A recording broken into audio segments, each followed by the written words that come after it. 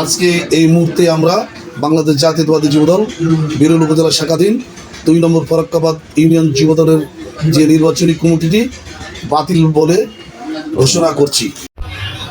এখন বিচার করার কথা কিন্তু সবার প্রতি হলো আসসালামু আলাইকুম রহমতুল্লাহ বরকাতুহু। আমাদের নির্দেশনা অনুযায়ী বাংলাদেশ জাতীয়তাবাদী দল বিরল উপজেলা শাখা প্রতিটি ইউনিয়নে বিএনপির সঙ্গে একযোগে কাজ করবে ধানের শীষের পক্ষে। আর এই ধারাবাহিকতায় আমরা বিরল উপজেলার 12টি ইউনিয়ন তাদের ইউনিয়ন সভাপতি ও সাধারণ সম্পাদকের মতামতের ভিত্তিতে একটি কমিটি দিয়েছিলাম, কিন্তু সভাপতি নাই, বিদেশে আছে।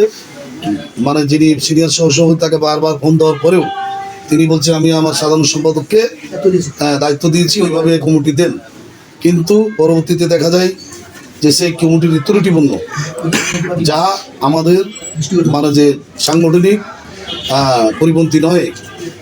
তাই উক্ত কমিটিটি আজকে এই মুহূর্তে আমরা বাংলাদেশ জাতীয়তাবাদী যুবদল বিরল উপজেলা শাখাধীন 2 নম্বর ফরাক্কাবাদ ইউনিয়ন যুবদলের যে নির্বাচনী কমিটিটি বাতিল বলে ঘোষণা করছি।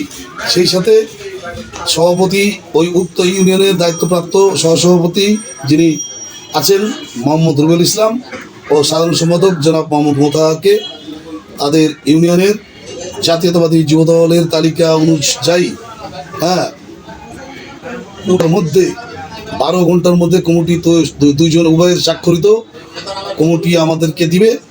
তারপরে আমরা আবার জাতীয়তাবাদী যুবদলের পেটের উপরে তাদেরকে কমিটি অনুমোদন দেবো। সকলকে ধন্যবাদ।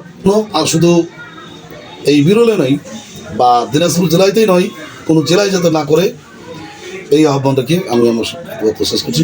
সকলকে ধন্যবাদ। আসসালামু আলাইকুম। সকলে ধানের শীষে ভোট দিবেন এই কামনার কাজ করছি।